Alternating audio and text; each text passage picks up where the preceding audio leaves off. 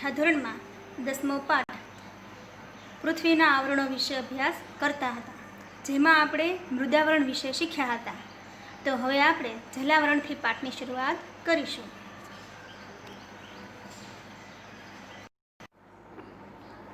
જુઓ મિત્રો, આપણે 10મા પાઠમાં પૃથ્વીના આવરણોમાં મૃદાવરણ એટલે આ બધા વિશે પૃથ્વીના પડ વિશે આપણે ભણી ગયા છીએ કે 29% ભાગ છે તે મૃદાવરણ રોકે છે. પૃથ્વીનો પોપડો છે તે 64 કિલોમીટરથી 100 કિલોમીટર જેટલો જાડો છે. હવે આપણે જલાવરણ વિશે ભણીએ. જલાવરણ પૃથ્વી સપાટી પર ઉચ્ચ પ્રદેશ કરતાં પાણીના વિસ્તારનું પ્રમાણ વધારે છે. પૃથ્વી સપાટીનો જે વિસ્તાર પાણીથી ઘેરાયેલો છે તેને જલાવરણ તરીકે ઓળખવામાં આવે છે. તમે બધાએ પૃથ્વીનો ગોળો જોયો હશે તો તમને ખ્યાલ હશે કે પૃથ્વીના ગોળામાં મોટા ભાગે આપણને દૂધિયા કલર દેખાય છે, તો એ પાણી છે. અને ક્યાંક ક્યાંક આપણે જે પડ દેખાય છે તે મૃદાવરણ છે. તો આવી રીતે આપણને ખબર પડે કે પૃથ્વી ઉપર જે પાણી છે તે વધુ પ્રમાણમાં છે.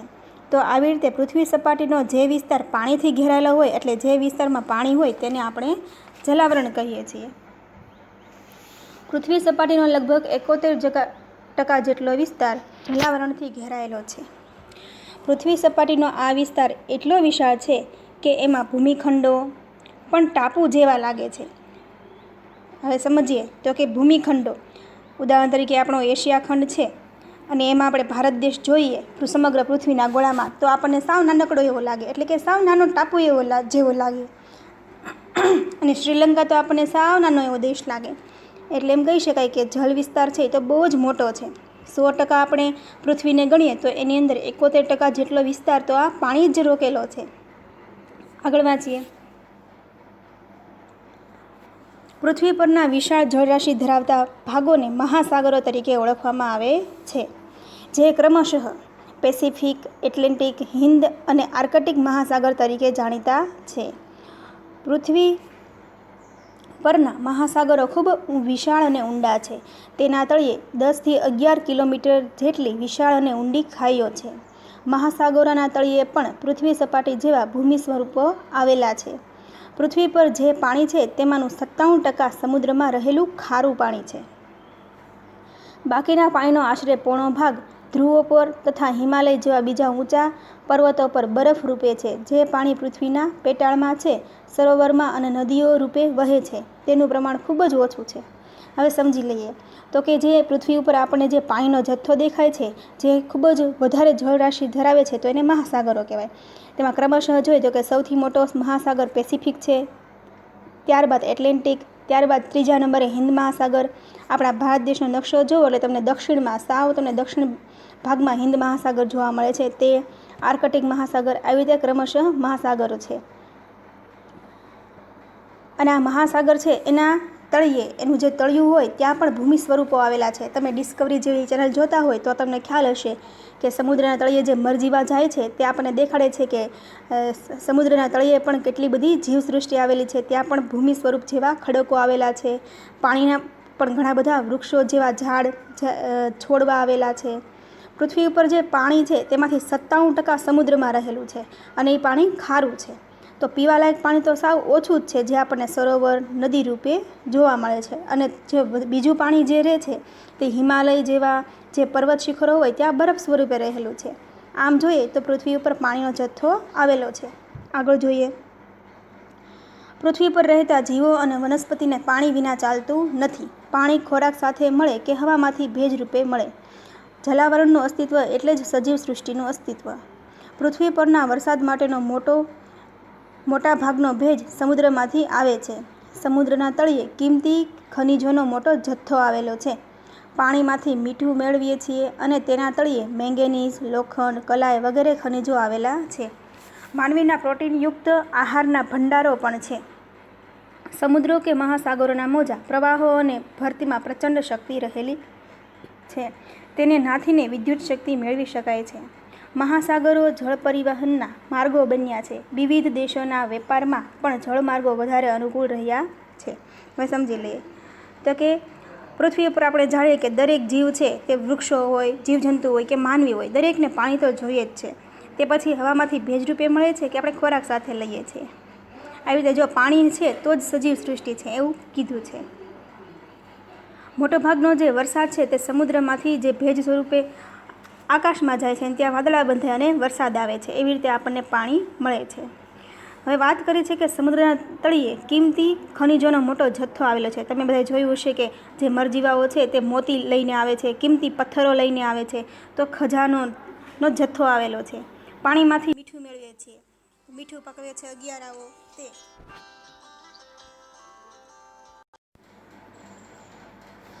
સમુદ્રના તળિયે મેંગેનીઝ, લોખંડ, કલાઈ વગેરે ખનિજો આવેલા છે. માનવીના પ્રોટીનયુક્ત આહારના ભંડારો પણ છે. આપણે સૌ જાણીએ છીએ કે દરિયામાં જે માછલા, ઝીંગા કે પછી વહેલ માછલી છે, એનું જે ઓઇલ તેલ છે, તો એ બધાનો ખોરાકમાં આપણે આહાર તરીકે ઉપયોગ કરે છે. એટલે માનવી માટે તે પ્રોટીનયુક્ત આહારના ભંડારો પણ છે. સમુદ્રો કે મહાસાગરના મોજા પ્રવાહો ભરતીના પ્રચંડ શક્તિ હોય છે. તમે સૌએ સાંભળ્યું હશે કે તેમાં જે મોજાઓ જે આવે છે એનો જે પ્રવાહ હોય છે ત્યાં ટર્બાઇન ગોઠવવામાં આવે છે અને ટર્બાઇનના આધારે વિદ્યુત શક્તિ છે એ મેળવી શકાય છે. મહાસાગરો છે એ જળ પરિવહનના માર્ગો બન્યા છે. એટલે કે તેના ઉપર આપણે વહાણ, જહાજ એના દ્વારા આપણે છે તે મુસાફરી કરીએ છીએ. ત્યારબાદ આપણે જોઈએ વાતાવરણ. પૃથ્વીની ચારે બાજુ વીંટળાઈને આવેલા લગભગ 800થી 1000 કિલોમીટરની ઊંચાઈ સુધીના વિવિધ વાયુના આવરણને વાતાવરણ કહે છે. સમજી લઈએ. પૃથ્વીની ચારે બાજુ વીંટળાઈને આવેલા એટલે કે ચારે બાજુ જે આવરણ આવેલું છે તેને આપણે વાતાવરણ કહીએ. એને કોઈ રંગ નથી, સ્વાદ નથી કે ગંધ નથી, એટલા માટે આપણે તેને ઓળખી શકતા, નરી આંખે જોઈ શકતા નથી. આગળ જોઈએ. વાતાવરણને નરી આંખે જોઈ શકાતું નથી. હમણાં આપણે વાત કરીએ એની જેમ. વાતાવરણમાં વિવિધ વાયુઓ, પાણીની વરાળ, ધૂળના રજકણ, ઉલ્કાકણ, ક્ષારકણ અને સૂક્ષ્મ જીવજંતુઓ ભળેલા હોય છે. વાતાવરણ રંગ, ગંધ અને સ્વાદ રહિત હોય છે તેમજ પારદર્શક હોય છે. વાતાવરણમાં વાયુ, પ્રવાહી અને ઘન તત્વોનો સમાવેશ થાય છે. તેમાં આવેલા વિવિધ વાયુઓમાં nitrogen, oxygen, argon, carbon dioxide, ozone વગેરે મુખ્ય છે. પૃથ્વીની સપાટી નજીકનું વાતાવરણ ઘટ છે. જ્યારે પૃથ્વીની સપાટીથી ઊંચે જતાં વાયુઓનું પ્રમાણ ઘટતા હવા પાતળી થતી જાય છે. તો સમજી લઈએ કે જે વાતાવરણ છે તેને આપણે અગાઉ વાત કરીની જેમ કે કોઈ રંગ નથી, સ્વાદ નથી કે ગંધ નથી, તે પારદર્શક છે. એટલે આપણે સામે સામે વ્યક્તિઓ ઊભા હોય, કોઈ પણ વસ્તુ હોય તેને આપણે જોઈ શકીએ છીએ. આ વાતાવરણમાં ઘણા બધા વાયુઓ હોય છે, જેમ કે નાઇટ્રોજન છે, ઓક્સિજન, આર્ગોન, કાર્બન ડાયોક્સાઇડ. જુઓ નીચે તમને જે ચિત્ર આપ્યું છે એમાં દર્શાવ્યું છે કે વાતાવરણમાં કેટલા ટકા કયો વાયુ રહેલો છે. તો એ ચિત્રને આપણે જોઈએ તો કે નાઇટ્રોજન છે તે 78.03% રહેલો છે. ઓક્સિજન છે તો તે 20.99% છે. આર્ગોન નામનો વાયુ છે તે 0.94% છે. કાર્બન ડાયોક્સાઇડ છે તે 0.03% રહેલો છે. અને અન્ય વાયુઓ, આ સિવાયના જે બધા વાયુઓ છે તે 0.01% વાયુ આવેલા છે. એમ મળીને કુલ 100% વાયુનો જથ્થો થાય છે. પૃથ્વીની સપાટીથી જેમ ઊંચે જઈએ તેમ વાતાવરણના મોટાભાગના વાયુઓનું પ્રમાણ ઘટતું જાય છે. એટલે જેમ જેમ આપણે ઉપરની તરફ જઈએ તો તેમ તેમ શું થાય તો કે જે વાયુઓ છે તે ઓછા થતા જાય છે. કાર્બન ડાયોક્સાઇડ ભારે વાયુ હોવાથી હવાના નીચલા સ્તરમાં તે વધારે પ્રમાણમાં હોય છે અને ઉપર જતાં ઓછો થઈ જાય છે. કાર્બન ડાયોક્સાઇડ આશરે 20 કિલોમીટરની ઊંચાઈ સુધી, પછી ઓક્સિજન આશરે 110 કિમીની ઊંચાઈ પછી અને નાઇટ્રોજન આશરે 130 કિલોમીટરની ઊંચાઈ પછી તેની હાજરી ઓછી જણાય છે. પૃથ્વી સપાટીએ ખૂબ ઊંચાઈએ જતાં તો માત્ર હાઇડ્રોજન અને હિલિયમ જેવા હલકા વાયુઓ હોય છે. અહીંયા મિત્રો આપણે જોવાનું છે કે સૌથી ભારે વાયુ તો કે કાર્બન ડાયોક્સાઇડ વાયુ છે, જે આપણને પૃથ્વી સપાટીથી જોઈએ તો માત્ર 20 કિલોમીટર સુધી જ તે હોય છે. પછી તો કે 130 કિલોમીટરથી વધારે તો ત્યાં હલકા વાયુઓ કયા તો કે હાઇડ્રોજન અને હિલિયમ જેવા હલકા વાયુઓ હોય છે.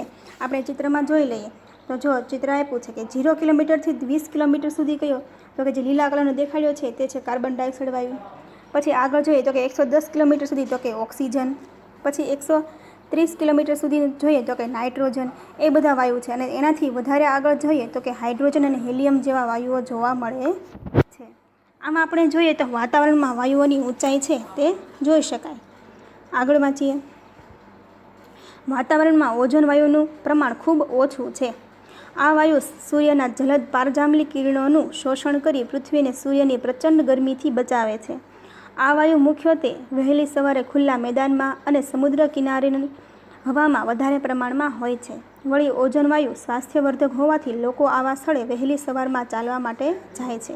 હવે સમજી લઈએ કે વાતાવરણમાં આ જેવી રીતે ઓક્સિજન છે, કાર્બન ડાયોક્સાઇડ છે, એવી રીતે એક વાયુ ઓઝોન વાયુ પણ છે કે જે સૂર્યના જે જલદ પારજાંબલી કિરણો છે એનું શોષણ કરી લે છે અને પૃથ્વીને સૂર્યની પ્રચંડ ગરમીથી એટલે ખૂબ જ ગરમીથી બચાવે છે.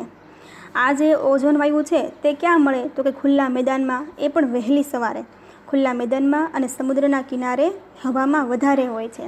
આ જે ઓઝોન વાયુ છે તે સ્વાસ્થ્યવર્ધક છે એટલે કે તે શરીર માટે ખૂબ જ સારું છે. એટલા માટે લોકો છે તે વહેલી સવારે ચાલવા માટે જાય છે. ત્યારબાદ વાતાવરણમાં રહેલા વિવિધ રજકણોને લીધે પૃથ્વી પર સૂર્યપ્રકાશ રેલાતો જોવા મળે છે. તેનાથી એકાએક અંધારું કે અજવાળું થતું નથી. સૂર્યોદય પહેલાં ઉષાકાળ અને સૂર્યાસ્ત પછી સંધ્યાના આકાશી રંગો આ રજકણોને આભારી છે.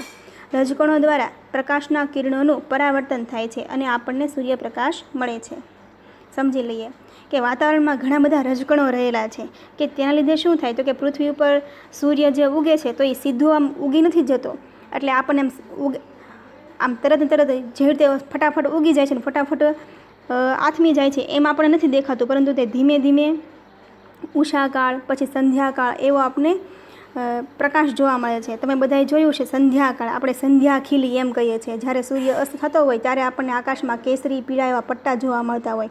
તો આ બધું કોને આભારી છે તો કે રજકણોને આભારી છે. તો કે વાતાવરણમાં આવી રીતે પ્રકાશના કિરણો છે તે પરાવર્તન થાય છે અને આપણને સૂર્યપ્રકાશ મળે છે. ત્યારબાદ જોઈએ વાતાવરણના માધ્યમથી અવાજ સાંભળી શકાય છે. અત્યારે તમે લોકો મારો અવાજ સાંભળો છો, પછી તમે ટીવી જોતા હોય તો એમાંથી અવાજ આવતો સાંભળો છો, તો એ કોના આધારે તો કે વાતાવરણના માધ્યમથી અવાજ સાંભળી શકાય છે. અવાજ અને પ્રકાશના મોજા વાતાવરણમાં પરાવર્તન પામી પૃથ્વી સપાટી પર પાછા ફરે છે. તેથી જ રેડિયો અને દૂરદર્શનના પ્રસારણ શક્ય બને છે. વાતાવરણ સાથેના ઘર્ષણથી ઉલ્કા જેવા અવકાશી પદાર્થો સળગી ઉઠી નાશ પામે છે. આમ વાતાવરણ પૃથ્વી માટે કુદરતી ઢાલની ગરજ સારે છે. અવાજ અને પ્રકાશના મોજા છે તે વાતાવરણમાં પરાવર્તન પામી એટલે અથડાઈને ફરી વખત પૃથ્વી સપાટી પર ફરે છે. એટલે આપણે રેડિયોમાં અને ટેલિવિઝનમાં આપણે પ્રસારણ શક્ય બને છે, એટલે આપણે બધી ચેનલો છે એ જોઈ શકીએ છીએ. વાતાવરણ સાથેના ઘર્ષણથી ઉલ્કા જેવા અવકાશી પદાર્થો સળગી ઉઠે છે. એટલે કે જે ઉલ્કા જેવા જે પથ્થરો આવતા હોય તે પૃથ્વી ઉપર જમીન ઉપર પડતા નથી, પરંતુ એ હવામાં જ સળગી ઉઠે છે અને નાશ પામે છે. આમ આપણે જોઈએ તો વાતાવરણ છે તે પૃથ્વી માટે એક ઢાલ છે. ત્યારબાદ આપણે જોઈએ જીવાવરણ. મૃદાવરણ, વાતાવરણ અને જલાવરણના જે ભાગમાં જીવસૃષ્ટિ વ્યાપેલ છે તેને જીવાવરણ કહે છે. સૌર પરિવારમાં પૃથ્વી એક જ એવો ગ્રહ છે જેને જીવાવરણ મળ્યું છે. તો આપણે જોઈએ તો કે જીવાવરણ એટલે શું તો કે મૃદાવરણ એટલે કે માટી, વાતાવરણ એટલે કે જે આપણે હવાનું આવરણ છે તે, જલાવરણ એટલે કે પાણીનો જથ્થો છે તે. તો એ ભાગમાં જે જીવસૃષ્ટિ વ્યાપેલ છે એટલે કે જે જીવસૃષ્ટિ જીવે છે તેને આપણે જીવાવરણ કહીએ છીએ. તો આવો જીવ છે કે જ્યાં સજીવ સૃષ્ટિ વિસ્તૃત પામી હોય, વિસ્તાર પામી હોય, જીવતી હોય, તો એવો માત્ર એક જ ગ્રહ છે જેને તમને ખબર છે. આગળ જોઈએ જીવાવરણમાં વિવિધ પ્રકારની જીવસૃષ્ટિનો સમાવેશ થાય છે. આ જીવસૃષ્ટિમાં માનવ તેમજ વનસ્પતિ અને પ્રાણીઓનો સમાવેશ થાય છે. પૃથ્વી પરના સજીવો ખોરાક જીવાવરણમાંથી મેળવે છે. જીવાવરણના સજીવો માનવ જીવનને વૈવિધ્યપૂર્ણ ખોરાક અને કાચો માલ પૂરો પાડે છે. આમ માનવ જીવનના અસ્તિત્વ અને નિર્વાહનો આધાર જીવાવરણ છે. જો માનવ જીવન છે એ ટકી રહ્યું હોય તો એ જીવાવરણને આભારી છે. ઉદાહરણ તરીકે જોઈએ તો વનસ્પતિઓ છે એ પણ સજીવ જ છે. તો વનસ્પતિઓમાંથી આપણે છે તે લાકડું મેળવે છે, પછી ફળ, ફૂલ. આ સિવાય અન્ય પ્રાણીઓ છે તો પ્રાણીઓ, પંખીઓ તો એના જે પીછા છે, એના હાડકાં છે, એનું ચામડું છે એનો ઉપયોગ કરીએ છીએ. તો આ બધું આપણે જોઈ શકીએ કે માનવ જીવનનું અસ્તિત્વ એટલે માનવ જીવન છે અત્યાર સુધી જો ટકી રહ્યું હોય અને નિર્વાહ પામ્યું હોય તો એનો આધાર છે તે જીવાવરણ છે. માનવ પ્રવૃત્તિઓની અસર. જીવાવરણ મોટે ભાગે સંતુલિત સ્થિતિમાં છે, પરંતુ માનવીય વિક્ષેપ જ્યારે સંતુલિત તંત્રમાં ખલેલ પહોંચાડે છે ત્યારે ઘણી મુશ્કેલીઓ ઊભી થાય છે. પર્યાવરણનું શોષણ કરાતા વિકાસને પરિણામે કુદરતી પોષણ કડી જોખમાય છે. આવી સ્થિતિ માનવ અને પર્યાવરણ માટે હાનિકારક છે. આપણે એમ જોઈએ કે જીવાવરણ માટે મોટે ભાગે તો સંતુલિત સ્થિતિમાં જ છે, એટલે કે જેટલા વૃક્ષો હોવા જોઈએ એટલા છે, જેટલું પાણી હોવું જોઈએ એટલું છે, જેટલા મેદાનો હોવા જોઈએ એટલા તો છે જ. પરંતુ માનવીય વિક્ષેપ જ્યારે સંતુલિત તંત્રમાં ખલેલ પહોંચાડે છે, એટલે કે આજે આખું તંત્ર ગોઠવાયેલું છે એમાં ખલેલ પહોંચાડે છે, એમાં તે બાધા ઉત્પન્ન કરે છે. જેમ કે આપણે જોઈએ તો ઘણા બધા જંગલો છે એને કાપીને ત્યાં મકાનો બનાવવામાં આવે છે. પછી જે વૃક્ષો હોય તો એને કાપી નાખવામાં આવે છે, ત્યાં રોડ બનાવવામાં આવે છે. તો આવી રીતે વિકાસના નામે કુદરતની પોષણ કડી છે તો એ જોખમાય છે. કેવી રીતે જોખમાય? તો કે જો જંગલો કાપી નાખવામાં આવે તો ત્યાં રહેતા જે પ્રાણીઓ છે, પંખીઓ છે, તે ઘર વિહોણા બની જાય છે. આપણને જ કોઈક આપણા ઘરમાંથી કાઢી મૂકે તો આપણે ક્યાં જઈને રહીએ? તમે 3જા ધોરણમાં 4થા ધોરણમાં આસપાસમાં જોયું હશે, એક ચકલી છે, એનો માળો છે, અમે ક્યાં જશું એ ચિત્ર દર્શાવેલું હતું. તો આવી રીતે કુદરતી જે પોષણ કડી છે એ જોખમાય છે. તો આપણે જોઈ શકીએ કે જ્યારે નિયમિત વરસાદ આવવો જોઈએ ત્યારે આવતો નથી, તો એવું બધું આખી જે સમગ્ર પોષણ કડી છે તે જોખમાય છે. આવી સ્થિતિ માનવ અને પર્યાવરણ માટે હાનિકારક છે. તો આવી રીતે જે પોષણ કડી છે તે જોખમ ઊભું થાય ત્યારે શું? તો કે માનવ અને પર્યાવરણ માટે તે હાનિકારક છે. તો આવું ન થાય તે માટે આપણે ઘણા બધા પ્રયાસો કરવા જોઈએ. જેમ કે ભાઈ વૃક્ષો વાવવા જોઈએ, પાણીનો સદુપયોગ કરવો જોઈએ, એ બધું. મિત્રો, આજે તમારે લેસનમાં છે તે અહીં જે ખાલી જગ્યા આપેલી છે, આ ખાલી જગ્યા તમારે પૂરવાની છે. અહીં ખરા ખોટા છે એ તમારે લખવાના છે. ચાલો મિત્રો, તમે પાઠ વ્યવસ્થિત સમજ્યા હશો. હવે ફરી પાછા બીજા લેક્ચરમાં મળીએ. ત્યાં સુધી આવજો. જય ભારત, જય હિન્દ.